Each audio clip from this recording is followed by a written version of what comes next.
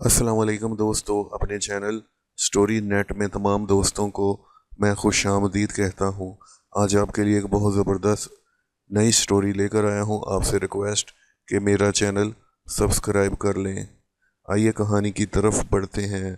ایک محلے میں احمد نامی ایک نوجوان رہتا تھا جو پیشے کے اعتبار سے ایک چھوٹی سی دکان چلاتا تھا اور اپنی محنت سے گھر کا خرچہ پورا کرتا تھا۔ ایک دن اسے اچانک تیز بخار ہوا اور یہ بخار آہستہ آہستہ اتنا بڑھ گیا کہ وہ بستر سے اٹھنے کے قابل نہ رہا۔ گھر والے بہت پریشان تھے۔ ڈاکٹروں کو دکھایا گیا، مختلف ٹیسٹ کرائے گئے، مگر بیماری کی صحیح وجہ سمجھ نہیں آ رہی تھی۔ احمد کی والدہ ہر وقت اس کے سر پر ہاتھ پھیرتی رہتی اور دعائیں کرتی رہتی۔ اس کا والد بھی فکر مند رہتا اور علاج کے لیے جو ممکن ہوتا وہ کرتا۔ اسی دوران محلے میں ایک خاتون رہتی تھی جس کا نام صبا تھا۔ صبا کا تعلق احمد کے خاندان سے دور کا رشتہ تھا، مگر دونوں خاندانوں میں آنا جانا کافی تھا۔ صبا کے والد کا انتقال ہو چکا تھا اور گھر میں صرف اس کی والدہ اور ایک بھائی تھا جس کا نام عمران تھا۔ عمران ایک سیدھا سادہ نوجوان تھا جو محلے میں ایک دکان پر کام کرتا تھا۔ ایک دن اچانک خبر آئی کہ عمران کو پولیس نے پکڑ لیا ہے۔ کسی نے اس پر جھوٹا الزام لگا دیا تھا کہ وہ کسی چوری کے واقعے میں شامل ہے، حالانکہ عمران بے قصور تھا۔ صبا اور اس کی والدہ یہ خبر سن کر سکتے میں آ گئیں۔ گھر میں کوئی مرد نہیں تھا جو تھانے جا کر بات کر سکے یا وکیل سے رابطہ کر سکے۔ صبا پریشانی کی حالت میں اپنی والدہ کو لے کر احمد کے گھر پہنچی تاکہ کوئی مشورہ لیا جا سکے۔ اس وقت احمد بیمار بستر پر لیٹا ہوا تھا، مگر جب اسے صبا اور اس کی والدہ کی پریشانی کا پتہ چلا تو وہ بے چین ہو گیا۔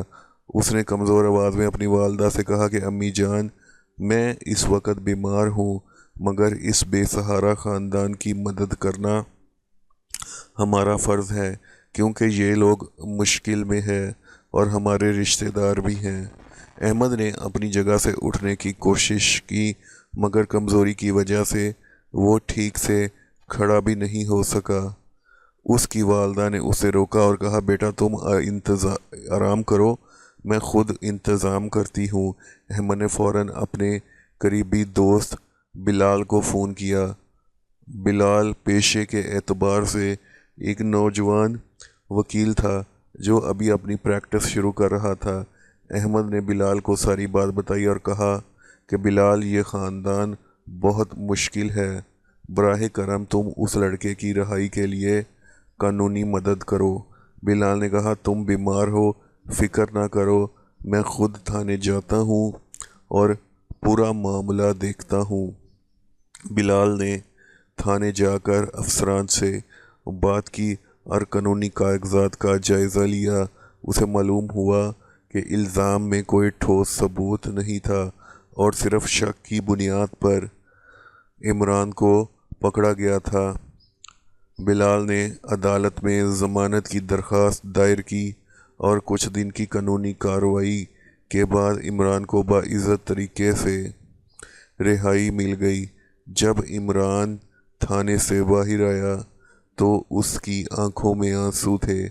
اس نے سب سے پہلے احمد کے گھر جانے کی خواہش ظاہر کر دی کیونکہ وہ جانتا تھا کہ اس کی رہائی میں احمد کا کردار بہت ہے۔ عمران اور اس کی والدہ اور صبا تینوں احمد کے گھر پہنچے۔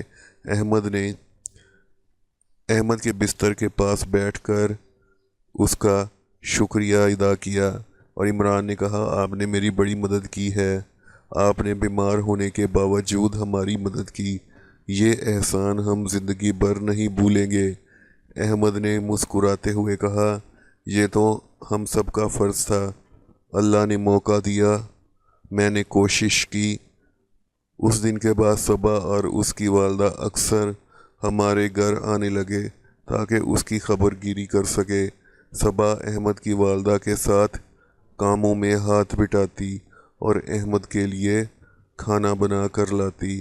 احمد کی والدہ کو صبا کی طبیعت، محنت اور خدمت گزاری بہت پسند آئی اور وہ اکثر اپنے شوہر سے کہتی کہ یہ لڑکی واقعی بہت اچھی ہے،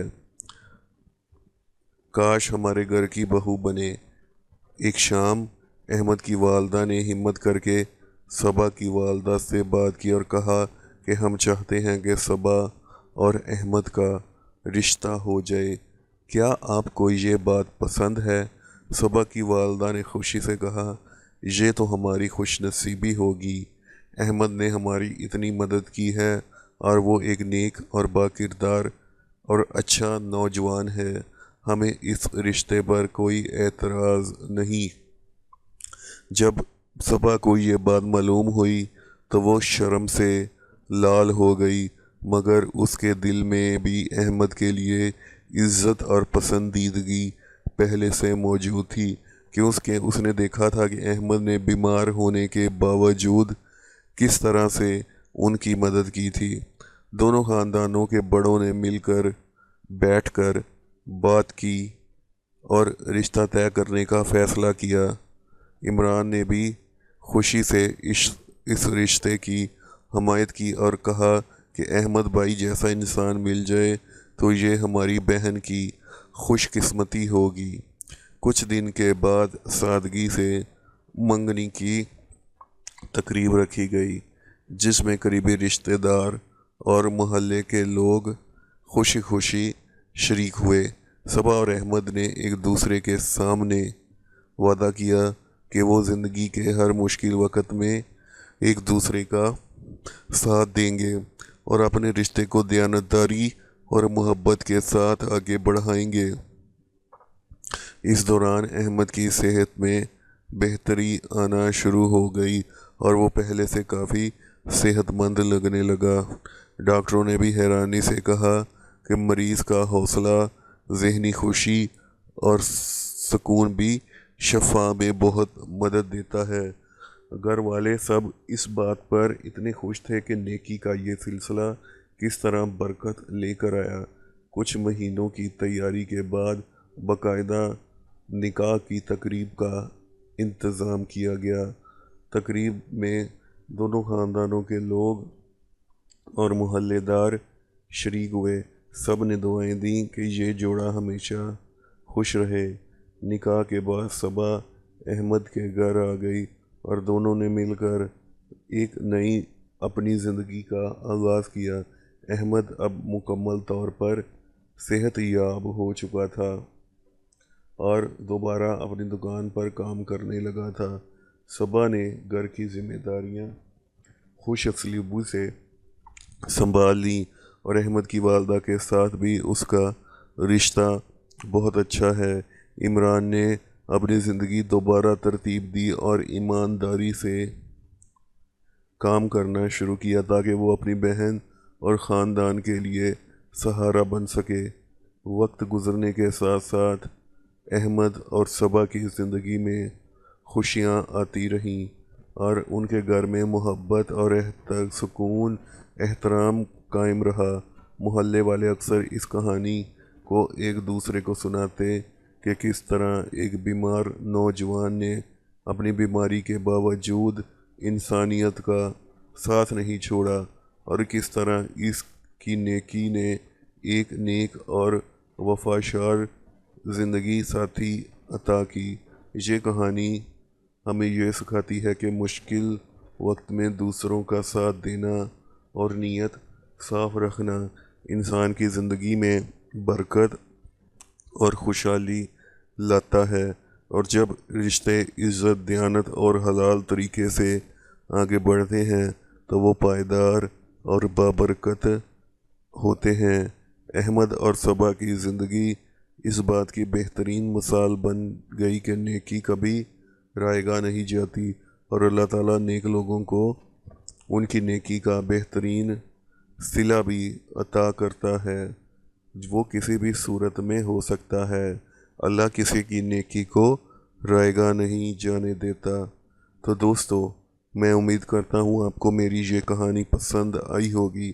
اگر یہ کہانی پسند آئی ہو تو میرے چینل سٹوری نیٹ کو سبسکرائب کر لیں، گھنٹی کے بٹن کو دبا دیں تاکہ فیوچر میں بھی آپ کو اس طرح کی ویڈیوز کے نوٹیفیکیشنز ملتے رہیں۔ مجھے اجازت دیں، نئے ویڈیو میں پھر ملیں گے، تب تک کے لیے اللہ حافظ۔